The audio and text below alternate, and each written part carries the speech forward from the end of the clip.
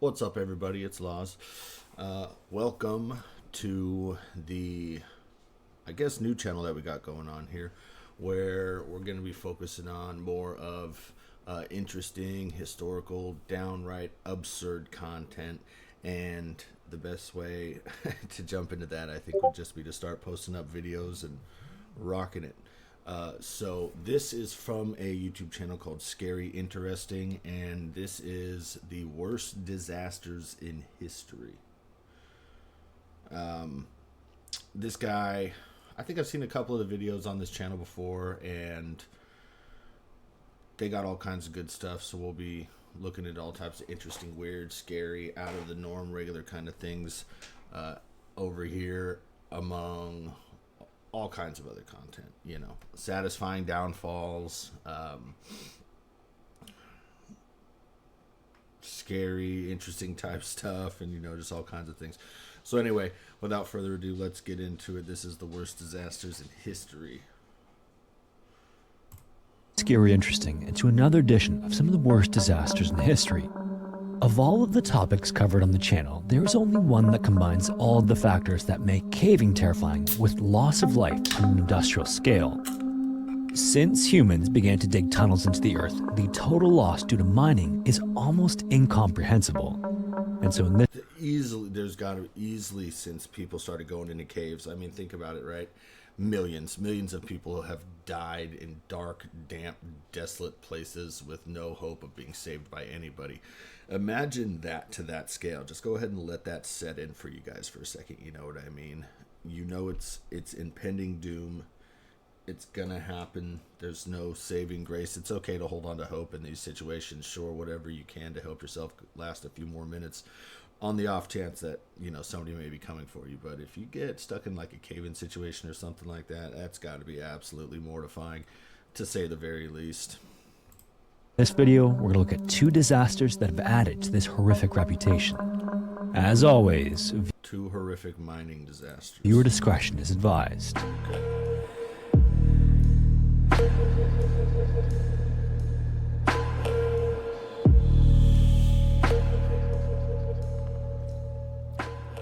By the early 1900s, coal was well established as the lifeblood of American progress. Very true. It fueled railroads, industry, and homes across the nation, and its demand. Yeah, it helped with the oh geez, my mind is escaping me at the moment. The Industrial Revolution. There it is. That's what I was looking for. Yeah, definitely. Demand was insatiable, and nowhere was its extraction more vital than the coal-rich hills of West Virginia. Okay. As the coal industry boomed in the first 2 decades of the 20th century, peaking in 1918 with 680 million tons of ore produced, mine owners continued to expand. Damn, 680 million tons of ore produced in just 18 years once they got this kicked off. That is an incredible effort. Much to the peril and exploitation of the average mine worker. The pay was minimal, the hours were long, and their lives were essentially owned by the coal companies, which monopolized not only the work, but the very towns where the miners and their families lived. In these company-owned towns, inflated prices at company-owned stores ensured that wages cycled straight back into corporate pockets, keeping workers in a relentless trap of debt and dependence. Yet, this was still nothing compared to inside the mines. Every single breath a miner drew underground was thick with coal dust, causing chronic illnesses like black lung disease. Meanwhile, currents of dangerous methane gas lurked throughout the tunnels and core. Black lung disease used to be like a legitimate, real fucking problem. Like a legitimate problem.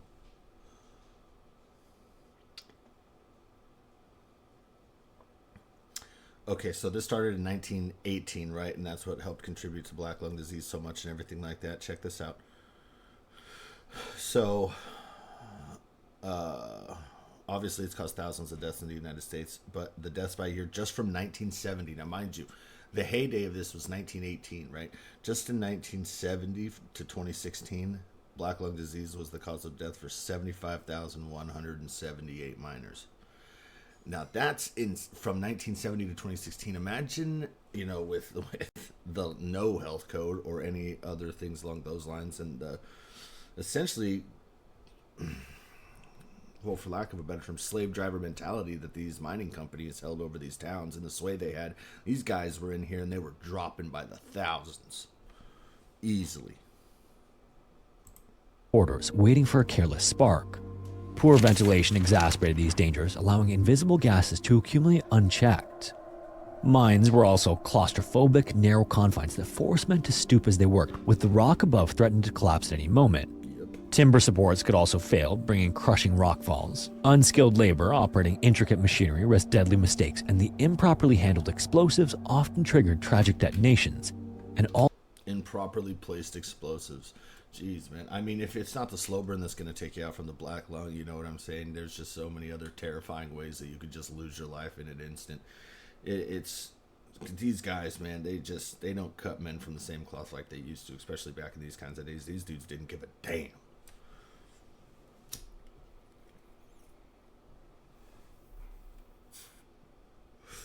And the companies cared that much less. You know what I mean?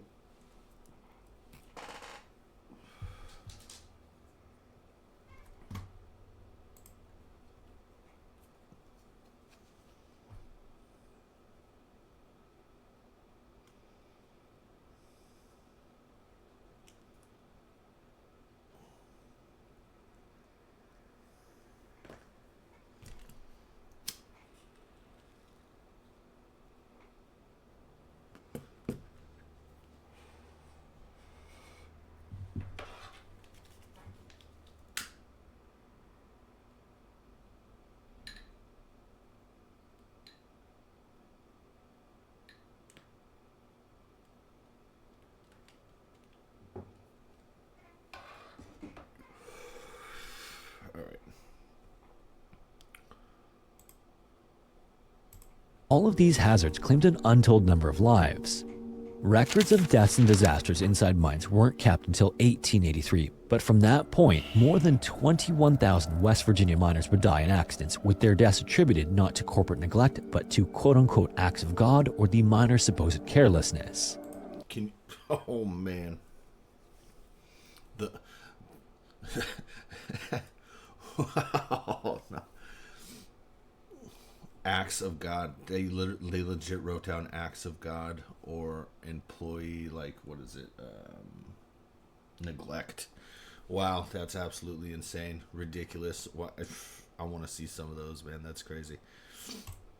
Safety measures were also primitive at best until 1921, when West Virginia began passing laws to safeguard the lives of miners, and even then change was slow. In fact, canaries actually served as the primary means of detecting dangerous gases until they were eventually replaced in the 1980s by electronic detectors. If a canary suddenly died inside a mine, it would be a miner's only warning of the buildup of noxious gas. Among the tragedies that led mine and government officials to start paying more attention to worker safety was what occurred in the Weirwood Mine in 1919 in Fayette County, West Virginia. Now, there are several different methods of mining coal, as has been covered on the channel before, but the Weirwood Mine employed the use of the room and pillar technique. Through this method, miners would extract coal underground to create rooms, and between these rooms they'd leave pillars of rock and coal to act as roof support. Around dinner time on August 6th, the night shift miners began their work along the Sewell seam of coal, having no idea that conditions inside the mine were primed for catastrophe. Methane gas had unknowingly accumulated in the depths of the number 10 and 11 rooms near the number 7 right entry. And while the Weirwood Mine was considered to be one of the best equipped in the region, that wasn't really saying much. It relied on electric cap lamps for lighting, but these provided no warning of the presence of methane. Additionally, no flame safety lamps were used on site, and the area had not been tested for explosive gases before the night shift got their work started. So, as the shift wore on and work continued, a volatile mix of methane and coal dust would find an ignition source. As work was done, an electric cable powering a gathering locomotive snapped, creating an arc that was enough to ignite the surplus of gas, unleashing a blast that shook almost the entire mine. Yeah. The explosion then ripped through the entry, stirring up clouds of highly flammable coal dust that intensified the destruction. 2 miners working in a different section of the mine were the first to notice the explosion. Although they were unscathed, they felt its force and immediately reported the incident to the night foreman. Joined by the superintendent and a small rescue party, the foreman ventured into the affected area, only to find the entryway filled with smoke and the structural integrity of the air compromised. Doors were blown off their hinges, and stoppings, which are walls that direct airflow, were destroyed, indicating the immense power of the... And just to, like, if you weren't here just a second ago, so that that area that they showed on the map. Thank you. Cheers for the sub. I appreciate that. Thank you. So if you check out the area on the map that they were just showing, where's it at? Yeah, this right here. One of these small little indentation areas right here where my mouse is, right? That would be considered one room, okay? So this is all the smoke and everything that's coming out around it and everything. This little square section right here is one room, and it blew out this entire chamber and area of rooms and spaces inside the mine. Behind the entryway, filled with smoke and the structural integrity of the air compromised. Doors were blown off their hinges, and stoppings, which are walls that direct airflow, were destroyed, indicating the immense power of the blast. Despite the dangers, though, they pressed on, recovering the bodies of the victims one by one. Sure. Tragically, 7 men between the ages of 24 and 39 met a violent and tragic end that night. No shit. The first body the group found was discovered face down, with the victim's head crushed underneath a minecart that had been thrown around by the force of the explosion. His whole dome got splattered. Ouch. Oh my god, just imagine sitting there eating a shitty coal-covered sandwich, and you take a bite out of it, and then an explosion happens, and then you end up face down on the ground, and then a minecart just falls on your head and crushes it, and that's how you go, dude. That is, wow. Jeez. You just see like a minecart flying. That's tough. Yeah, no, I wouldn't want to be involved in that nonsense. That sounds ridiculous. Jeez, man. Fuck. Nearby, the remains of another miner were found with his clothing still intact, but his face and arms were badly cut by debris sent shooting through the corridor by the blast. Sure. Some of those who died appeared only superficially injured, while other bodies were severely burned or battered. The last victim to be discovered wasn't found until the next afternoon under a pile. Somebody get me one of these hats right here. I need one of these old 1919 fucking cap light mining hats. That's what I need. I want one. Help me find one. Know what I'm saying? Pile of slate that fell as a result of the explosion. In the time following the disaster, the Bureau of Mines conducted an investigation of the Weirwood mine and made discoveries that underscored just how deplorable and unsafe conditions were for workers inside the average mine at the time. Air samples taken in the area where the explosion occurred days after the event were analyzed and shown to still have a high concentration of methane gas. Additionally, it was found that one of the miners may have left the door between the number 7 right entryway and the main corridor partially open, which would have greatly contributed to the accumulation of methane gas in the number 10 and 11 rooms where the explosion occurred.